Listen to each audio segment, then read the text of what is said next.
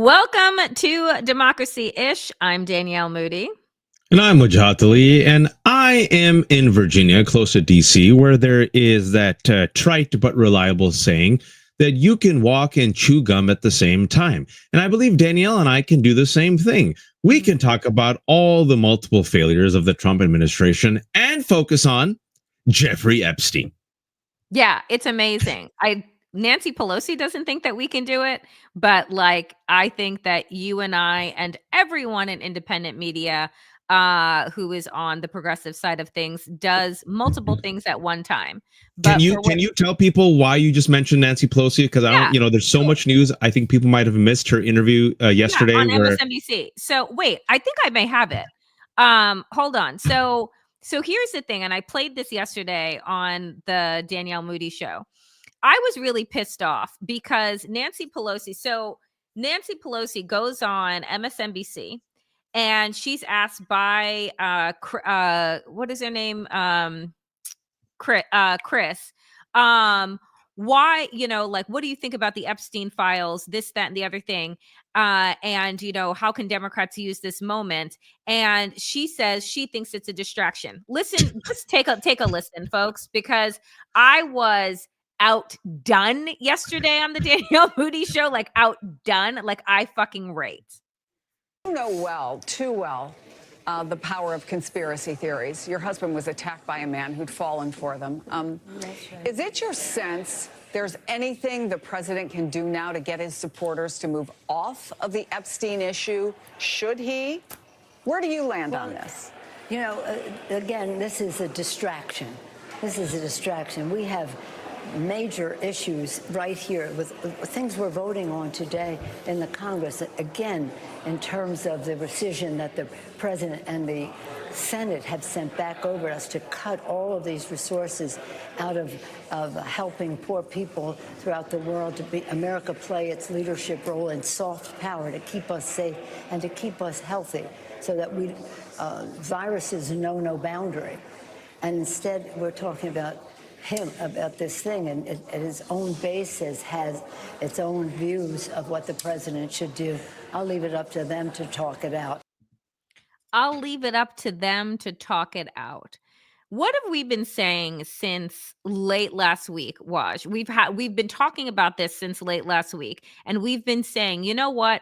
This is not the end of MAGA. It may not even be the beginning of the end, but what is it? It is a fissure. It is a fracture that you should absolutely try and use to your advantage. I said yesterday, when you see a fracture inside of MAGA, if you don't get a fucking crowbar and pry that shit open the best way that you can, then you're not doing your job. Nope. You can walk and chew gum at the same time. You can see that this has caught the media's attention. You can see that his base is livid about it, and you can use it as your entry point into talking about the issues that you want to talk and the destruction that he is doing. It's not rocket science. But you have to be built for this fight. And they're not built for this fight. And they're not made for this moment. I was talking to Lev Parnas yesterday, and Lev is taking he doesn't want to criticize Democrats. He wants unity. So I said, I'll do it for you. Look, these people did good work back in the day. This is not about old as it comes to age. This I say old as a pejorative when it comes to thinking as a strategy. These folks, people like Pelosi and others, and even Biden, are built for the 20th century. They're a 20th century war machine where they can go and drink some rum and brandy, whatever people drink. I don't drink. And have a cigar and pat people on the back and go do their Brazilian blowouts and, hee hee ha ha, go to Martha Vineyard and make some deals, right?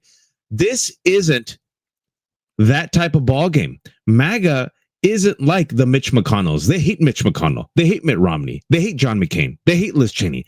MAGA is Laura Loomer.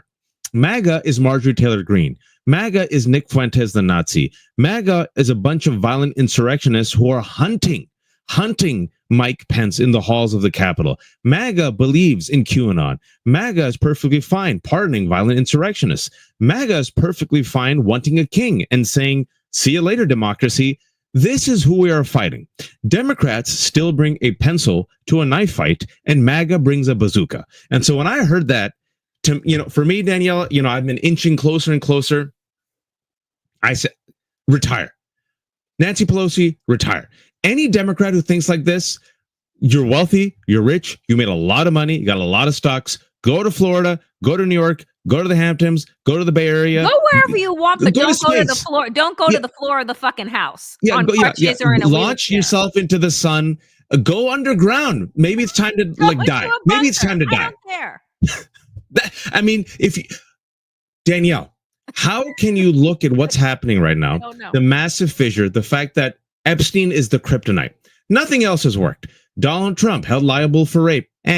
Donald Trump, criminal. Meh. Donald Trump helps kill so many Americans by lying to us during COVID. Meh. Donald Trump tanking the economy in 6 months. Donald Trump, literally with the BBB being disastrous. Donald Trump unleashing friggin' ICE to terrorize Americans. Epstein is the one. Led by MAGA. This is important, folks. I know people might not like hearing this. It's not the Democrats. It ain't the institutions. It was MAGA that has led this kryptonite spear against their king. And slowly the institutions now and Democrats have jumped on it, some of them. And despite all that, Nancy Pelosi comes out and says, this is a distraction. Nancy, God bless you. You're a distraction. I appreciate it. You're a distraction. Retire. Retire. You're a distraction. I'm outdone. Yesterday on my evening show, I went through the way in which Ron Wyden, who is Senator Ron Wyden, the highest ranking Democrat on Senate Finance Committee, went through the fact that for 3 years, he's been looking into the finances of Epstein, finding out that guess what the banks didn't do until after he was arrested. When he's arrested, then they offer up to the feds, there was about $1.2 billion that seemed fishy over 4 different institutions that they did not bring up until he was arrested in 2019. I said $1.2 billion? It wasn't $1,000. It was, I get fraud alerts on my fucking phone at CVS when I go over $20. It's like, is this you? $1.2 billion. JP Morgan Chase and these Russian banks are like, meh. And Lev yesterday told me, he said the reason why people might not want to get this out, in addition to the salacious names, is due to the money. Correct. The money will implicate a lot of powerful institutions and folks. And I said, here's the thing. Ron Wyden said, follow the money. This is a money case. This is when you're talking about sex trafficking on the level of you're talking about a very suspicious $1.2 billion. This is a money case. It is a money case as much as it is about sex and pedophilia and, and the trafficking of underage girls. If you want to know who's involved, right? If you want to know who has had hands and eyes and their whole bodies in on this, follow the money. And the other thing that I want to know as we go into the Wall Street Journal blockbuster story that came out yesterday evening, which is, watch how Ghislaine Maxwell is sitting in a prison right now for 20 years. Why hasn't 60 Minutes, CNN, MSNBC, why hasn't anybody rolled up on her prison cell saying, is there a list? Is there a client? Because you have nothing to lose. You have everything to gain. I'm not. That was my mom's question yesterday. Until we're negotiating about 5-10 years off of my sentence. What am I in here for? If I'm her and cameras come to me and they say, is there a list? It says, if there isn't a list, my response, if I'm her, would be, then what am I doing in here? Then I'm ready for my appeal. Because what the fuck am I doing here if there's no list, if there's no evidence of these powerful men? So my question is, she's sitting in a jail cell. Why aren't we talking to her? My mom was asking the question. My mom and dad were visiting yesterday, and my mom asked the same question. She goes, Ghislaine's alive. How come Ghislaine isn't speaking? Ghislaine has all the receipts. Ghislaine knows where all the bodies are buried. Ghislaine was literally the accomplice. If you look at some of these documentaries and you watch them, she was part and parcel. She brought in the girls. She brought in the clients. She traveled with them. She helped lure them in. She knows everything. How come she's quiet? Is there a sweetheart deal? Does she, has she been threatened? Danielle, like if God forbid something happens to her, does certain evidence get released? Like I'm sitting there thinking, like, there's one person who can shed light into all of this, Ghislaine, and the only person who's in jail, not Prince Andrew, not Bill Gates, not Donald Trump, not Wexler, who funded not any of these men, any of these men. No men. Ghislaine. So here's the thing. So here's where we are last night, right? Wall Street Journal drops this reporting that Donald Trump was trying to ensure that wouldn't come out, was threatening to sue. And this is what comes out. So Conway, funny, says, I'm surprised he didn't use the auto pen defense. Oh, well, live by the Sharpie, die by the Sharpie. At Real Donald Trump, please, please, please, sue. Go for it. Don't taco out. And so here is what they have. Wall Street Journal. The letter bearing Trump's name, which was reviewed by the Journal, is bawdy. Like others in the album, it contains several lines of typewritten text framed by the outline of a naked woman, which appears to be hand-drawn with a heavy marker. A pair of small arcs denotes the woman's breasts, and the future president's signature is a squiggly Donald below her waist, mimicking pubic hair. The letter concludes, "Happy birthday, and may every day be another wonderful secret." In an interview with the Journal on Tuesday evening, Trump denied writing the letter or drawing the picture. This is not me. This is a fake thing. It's a fake Wall Street Journal story. I never wrote a picture in my life. I don't draw pictures of women. It's not my language. It's not my words. He told the Journal he was preparing to file a lawsuit if it published an article.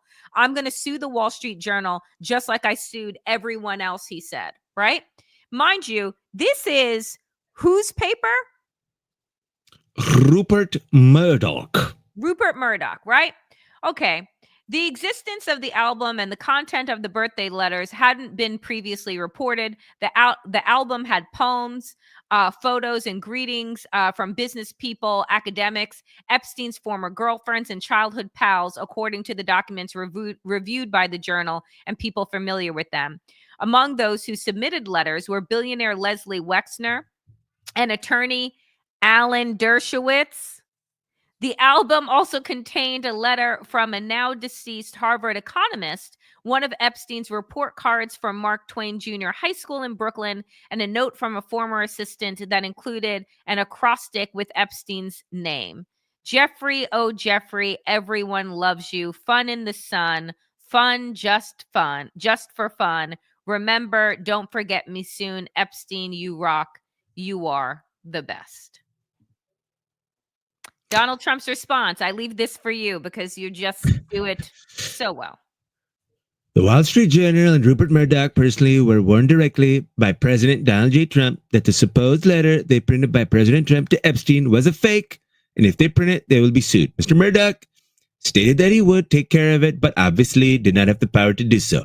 The editor of the Wall Street Journal, Emma Tucker, was told directly by Caroline Leavitt and by President Trump, he's referring to himself in the third person in his note, folks, just if you will, that the letter was a fake. But Emma Tucker didn't want to hear that. Instead, they're going to, with a false, malicious, and defamatory story. Anyway, President Trump will be suing the Wall Street Journal, News Corp, and Mr. Murdoch shortly. The press has to learn to be truthful and not rely on sources that probably don't even exist. President Trump has already beaten George Stephanopoulos, ABC, 60 Minutes, CBS, and others, and looks forward to suing and holding accountable the once great Wall Street Journal. If it truly turned out to be a, quote, disgusting and filthy, he's quoting himself apparently in his own post. Okay. And,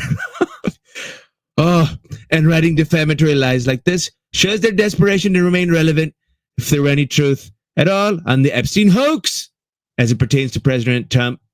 And on and on and on. Folks, he quotes himself.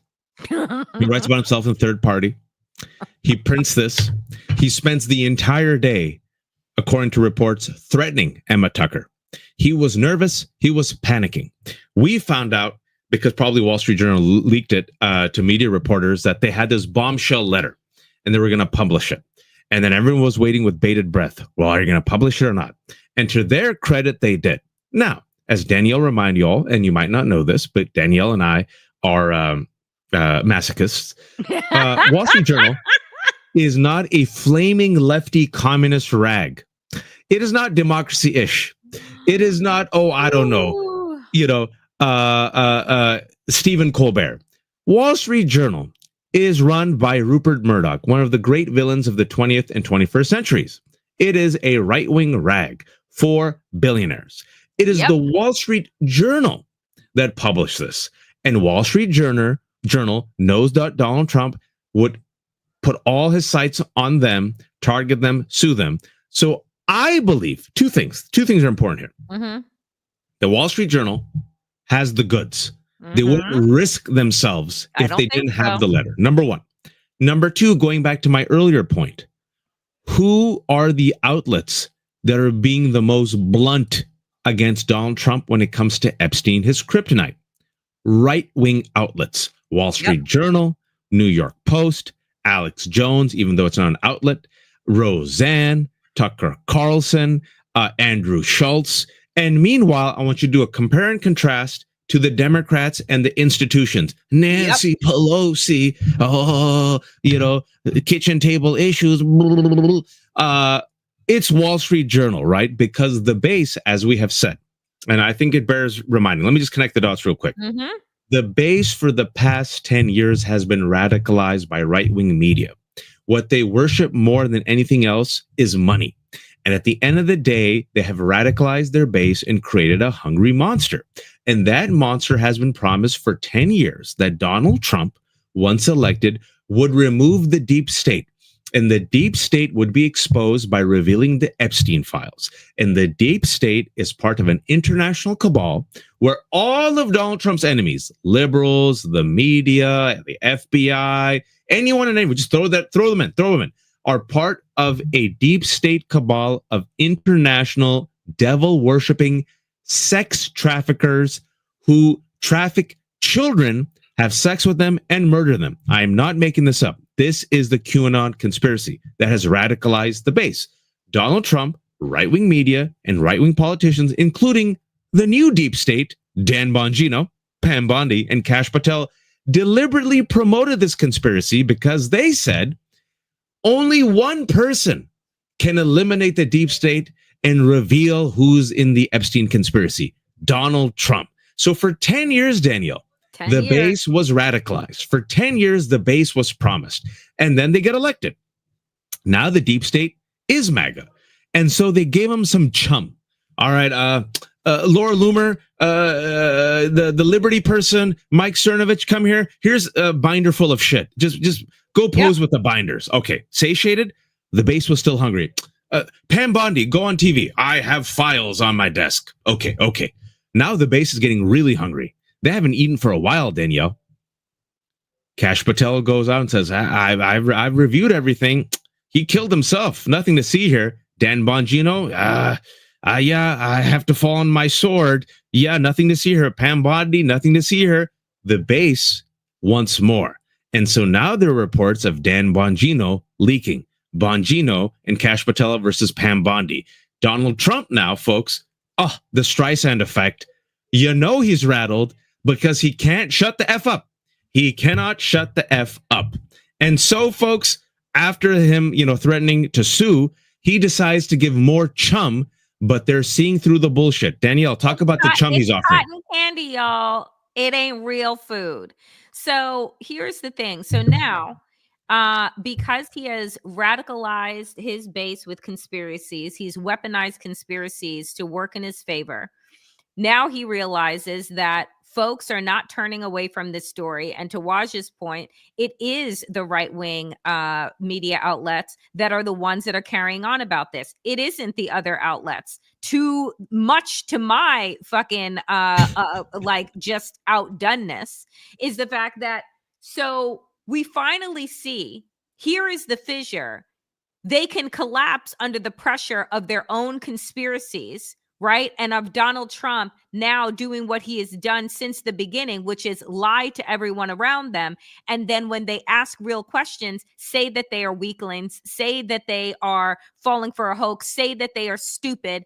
Do this now to your entire base. So he says in this post, based on the ridiculous amount of publicity given to Jeffrey Epstein, you are the one that gave him the publicity. You are the one that brought Jeffrey Epstein's name into the public lexicon in 2015 when you were running against Hillary Clinton because you thought that it would be a way to bring down the Clintons because of Bill Clinton's relationship with Epstein. And so you were the one that was going on Bloomberg and CNBC and all of these places as you were running for president saying, oh my God, well, I hope information about Love Island doesn't come out because that will be bad for Clinton and it'll also be bad for Prince Andrew. Just ask him.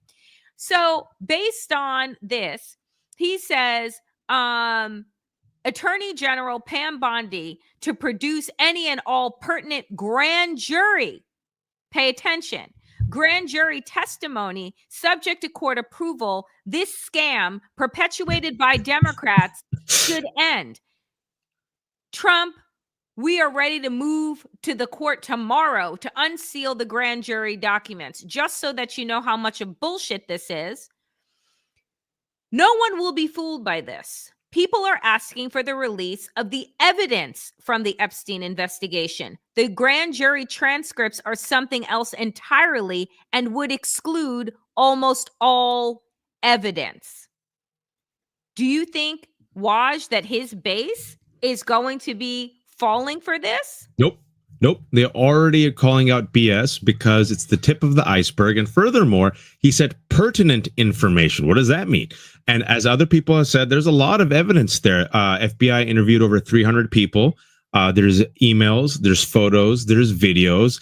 Send us everything. And if you have to redact some stuff, go ahead. And if he says, I can't do that, they still won't buy it because the president, Donald Trump right now, doesn't give a shit about the Supreme Court, doesn't give a shit about district judges. When does he care about rules? He's been given expansive powers by the Supreme Court that rubber stamps everything, right? He's unleashed the National Guard to terrorize Americans. He has straight up renditioned people, right? He doesn't care. So if he wants to, him and the AG, Pam Bondi, can release this information, right? They can release some of this information to the public. They choose not to.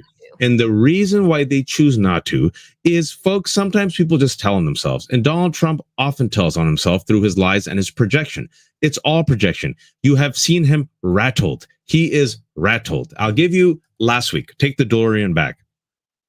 He should just shut the F up, but he can't. He's in that cabinet meeting. The press is there. I think it was the New York Post that asks Pam Bondi about the Epstein files. Who interrupts? Donald Trump. And I'm sitting there thinking, well, I wasn't paying attention. Literally, your lawyer, who you've deputized as your own personal lawyer, that's supposed to be the lawyer of the United States, but is now your personal attorney, is sitting next to you. What do lawyers usually say to their clients? Shut the fuck up. Yeah. Right? That's exactly what they say. On the tarmac, Caroline Levitt, you could tell her. You see her face? She was like, shut the F up. Caroline Levitt was asked, a lot by right wing. She's like, well, it's up to the president. The president posts earlier this week throwing his own base under the bus. I got to play the clip. I got it. So, folks, I apologize again. I did this yesterday. I hate this moment. I hate this timeline for making me post and look at all of these right-wing white nationalists like incel people. But it's just to prove the point of how much things are coming undone. And this is Nick Fuentes, if you remember, had dinner with Donald Trump and Kanye West a couple of years back. He's a self-professed white nationalist, a self-professed incel. He is the one that said to women after Roe v. Wade was overturned, it is your body, my choice. This is Nick Fuentes this week. Well, Danielle, you're forgetting Nazi. Oh, Nazi. This week on his show. Oh, hold on 1 second, because this is important and I don't need this glitch in this moment. Give me a moment. Even StreamYard's like, this Nazi's too much for us anymore. Well, fine. You don't get any more. Nobody should vote for Trump. Nobody should vote for Republicans. And what needs to happen next, by the way, the Republicans must be hanged in the midterms. That's what must come of this. Trump must fucking pay for this statement to say, I don't want your support anymore. Every single Trump supporter, every single Republican needs to say, okay, bet. You don't want our support? Forget about the midterms. Forget it. The 2026 midterms, it just needs to be a Democrat avalanche at this point. And that's not because I'm a Democrat. I'm not. I don't like the Democrats. I hate the Republicans more because the Republicans are traitors.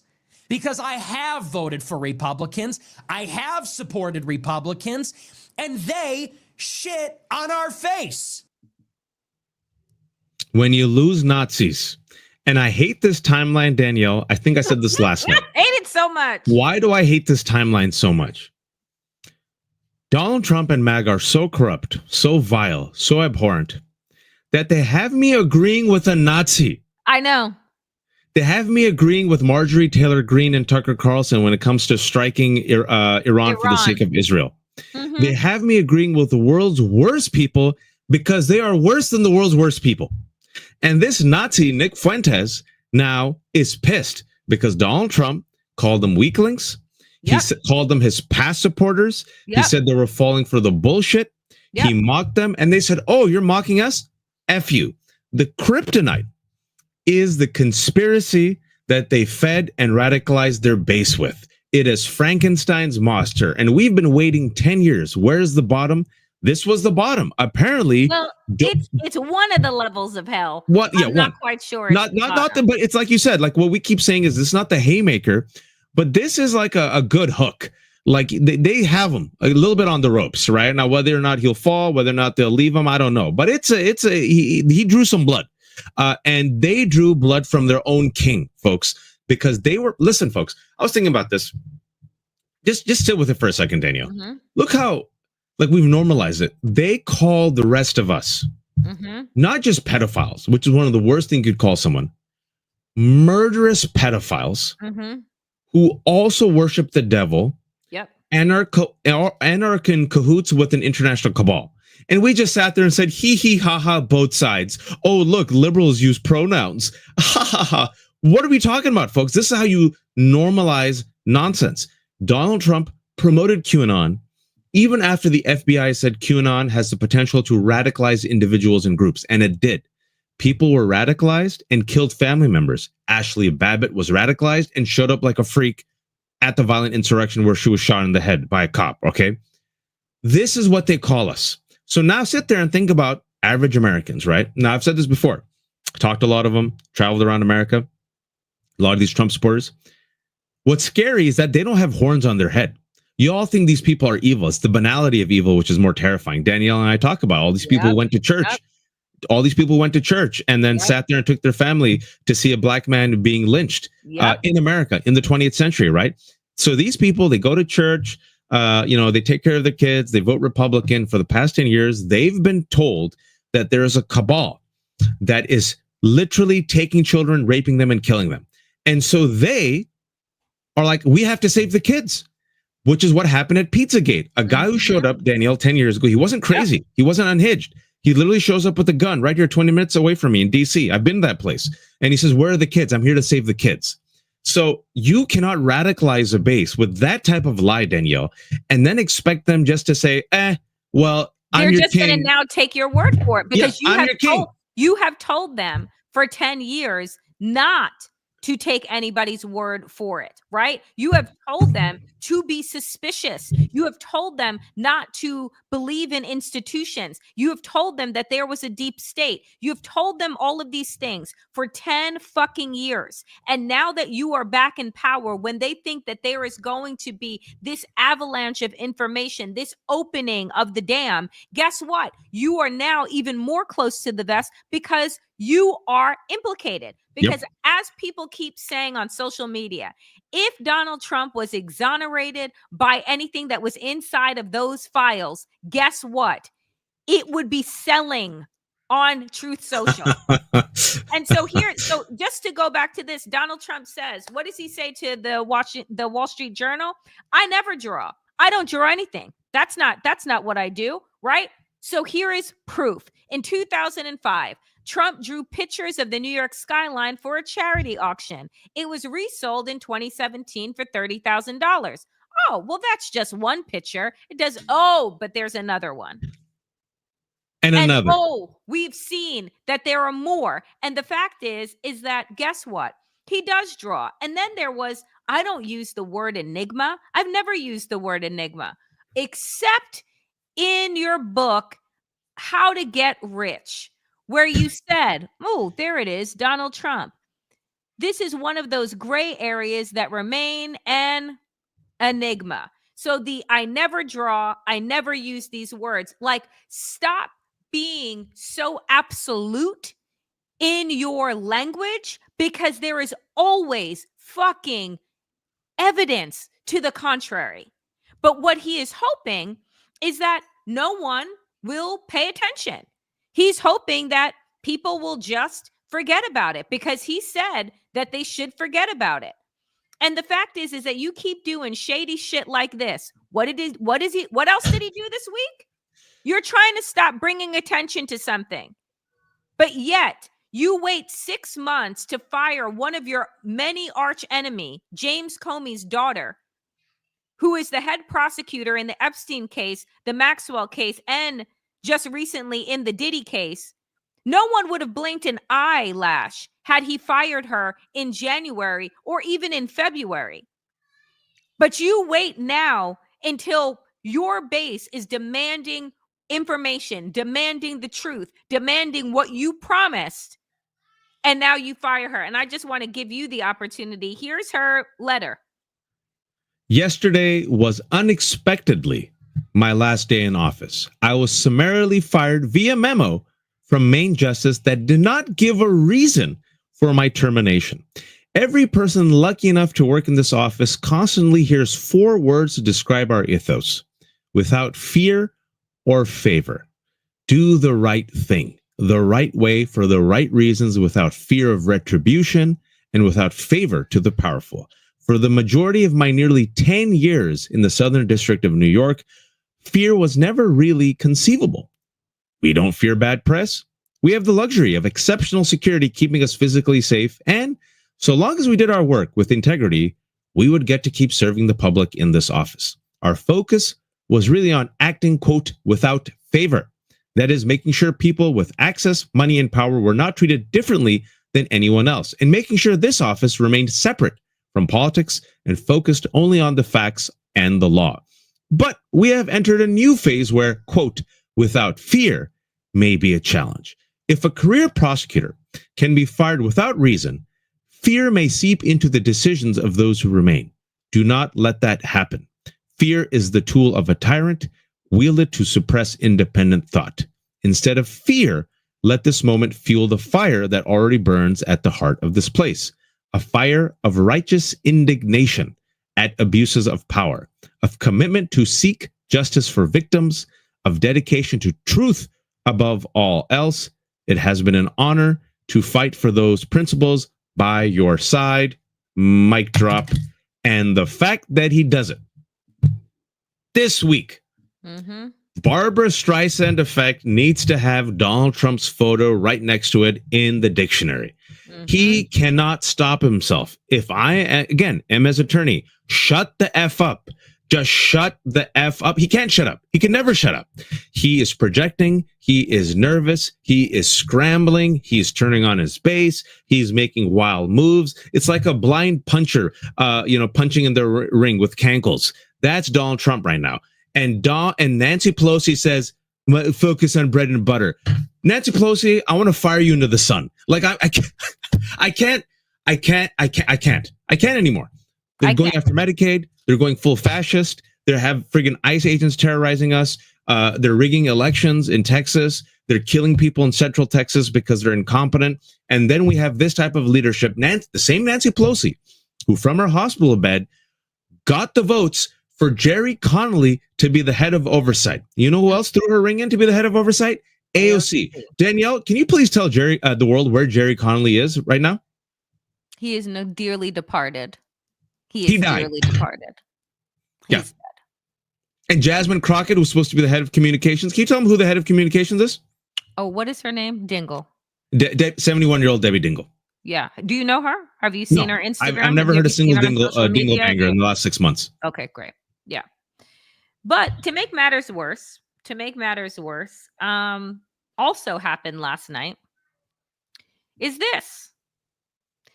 CBS, this is Elizabeth Warren's post.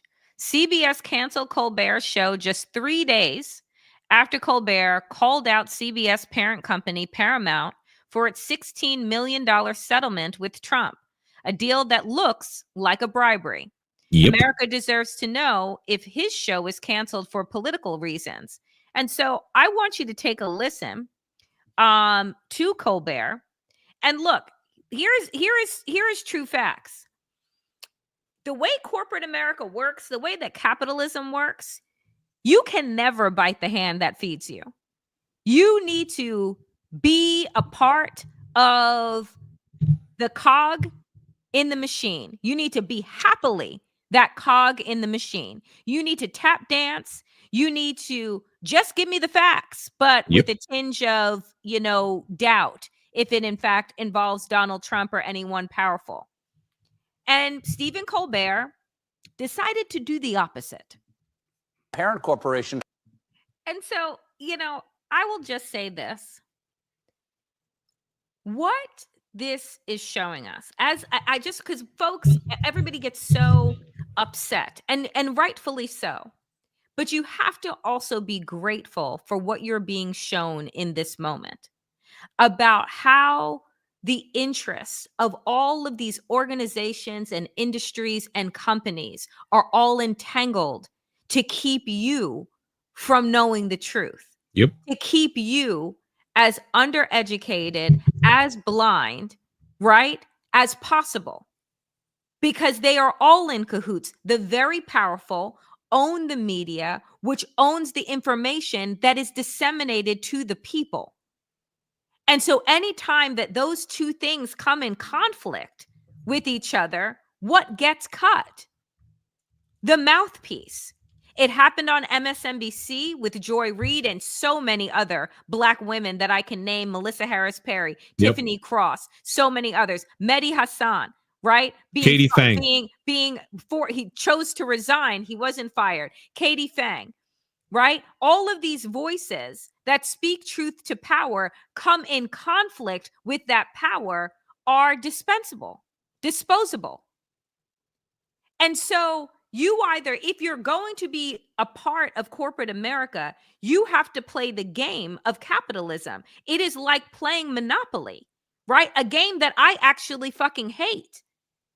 Because only it is about how much you can take, how much you can get over on other people. And so that's the game. And when you decide to say, you know what, this isn't actually entertainment that I'm providing. He's not on Fox, right? He's a late night host that uses comedy as a medium for truth.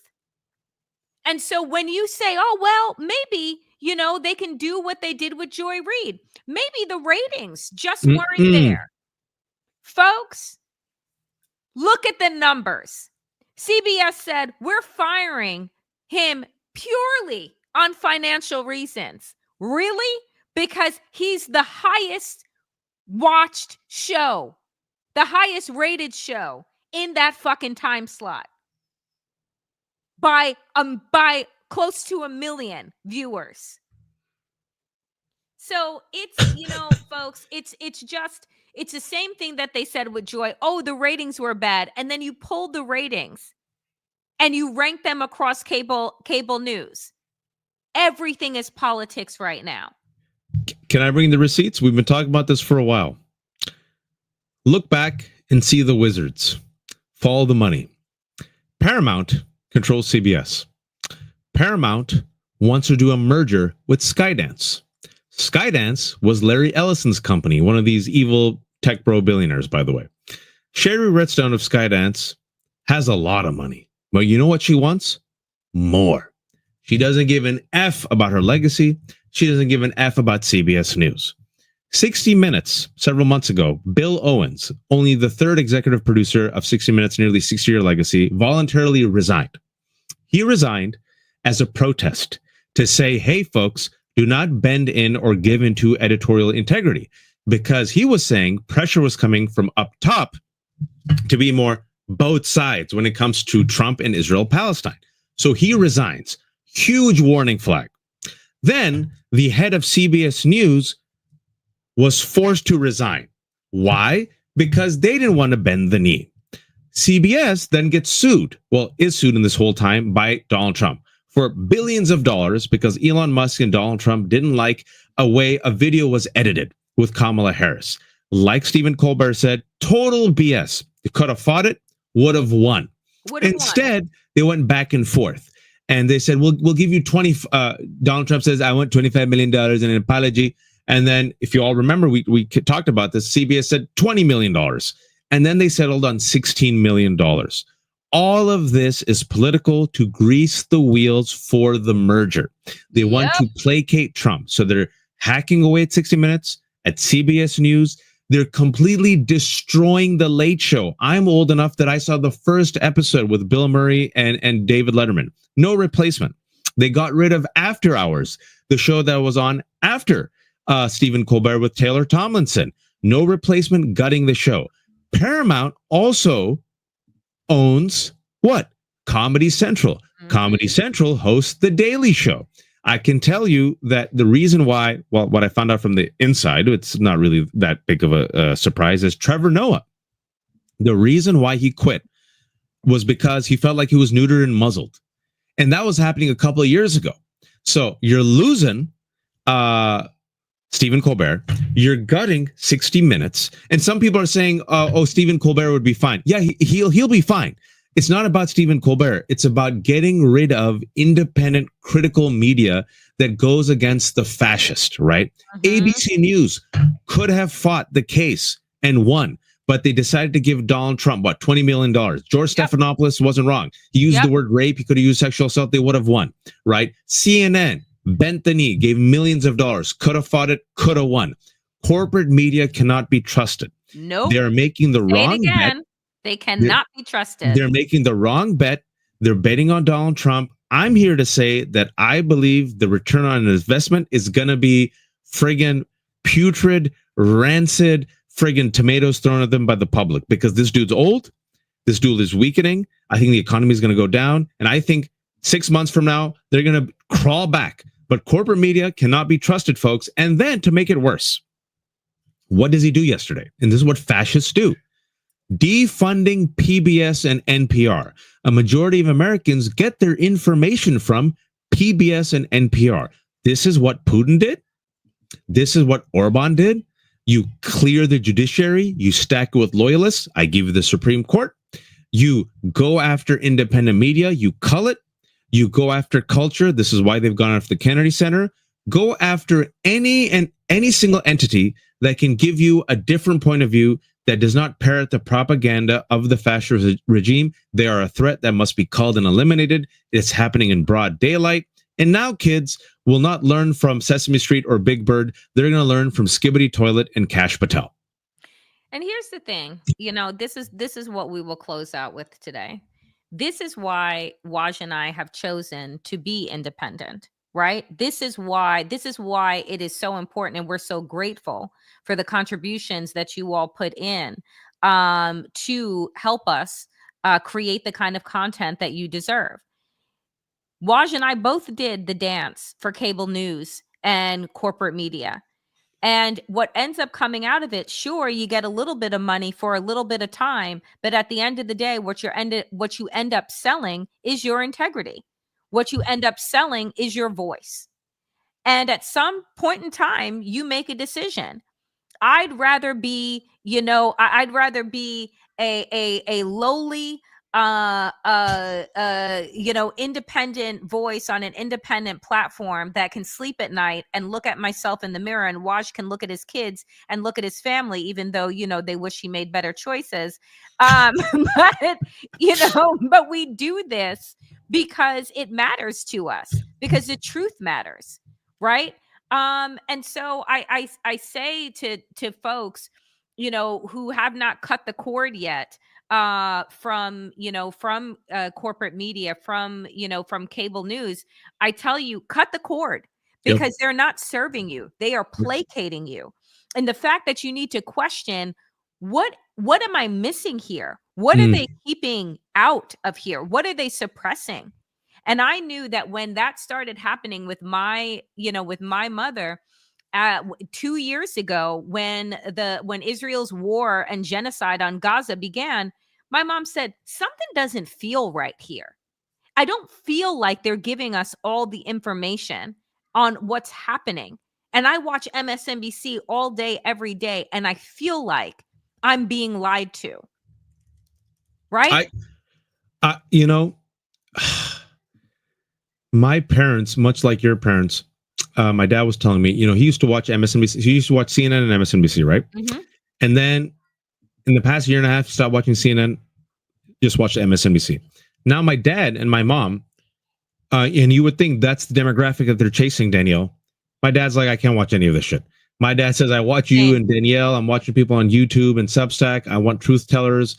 I don't trust these people. They're weak. They hold their punches. I need fighters to be bold and blunt. These are my parents. Yep. Senior citizens in their 70s. They're like, I can't take it anymore. I was at Chautauqua Institute yesterday, 2 days ago, gave a talk.